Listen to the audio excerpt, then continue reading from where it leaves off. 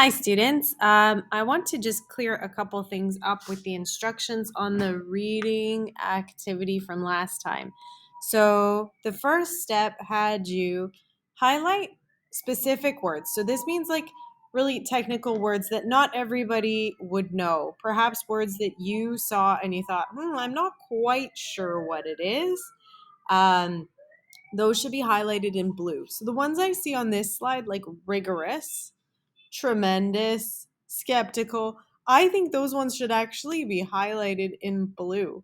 What I meant by the ones you should highlight in yellow, they're words that may be unfamiliar to you, but they aren't so useful in many contexts. Something like a name. So if you come across a word where you're like, ooh, I'm not quite sure what that means, but I don't think it's useful in many places. For example, the name of a place or something specific like zooplankton. You don't use that in everyday language, even in academic everyday language. So those are yellow.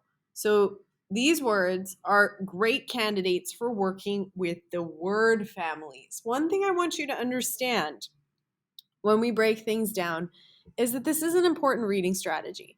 We do words of the day every day in academic writing. Every single class, I think we've only missed it once. But even with that, Dr. Lewis and I cannot teach you every single word in the English language. In fact, we don't even know every single word in the English language, though we are proficient readers. This is a skill that builds and builds and builds over time. So, what you need to do is to be able to get familiar with some strategies. When you come across words like this, okay, let's look at the context. So, I wish I could tell you this is an uncommon story, but kids all over the world admit that they are under tremendous pressure to be perfect. Okay, so I know that this is an adjective because of the OUS ending. That's usually for adjectives like fabulous, incredulous. And I also know that it describes pressure. So we're talking about pressure in school, and we're talking about kids everywhere feeling it.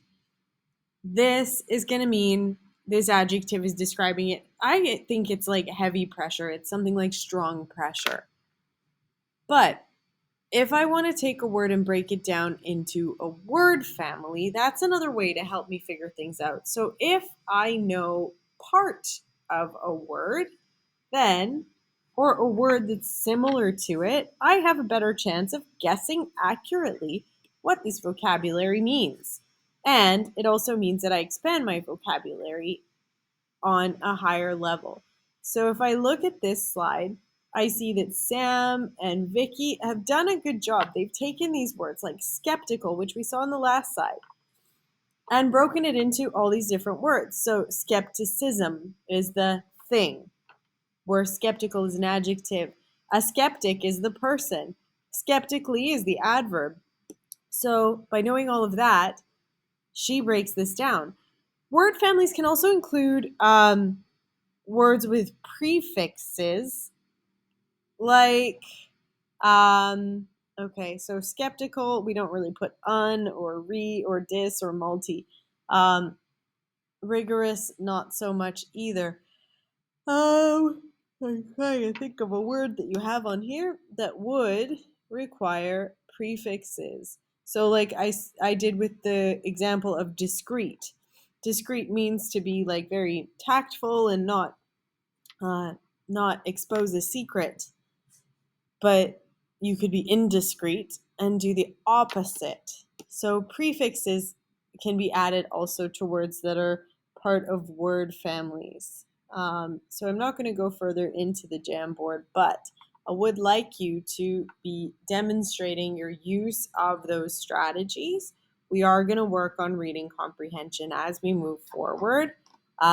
And after some practice, you will be assessed on it and on your application of the strategies. Okay, because we can't teach you every word. We can't prepare you for every possible thing you could read, but we can make you better readers. All right, I hope that's helpful.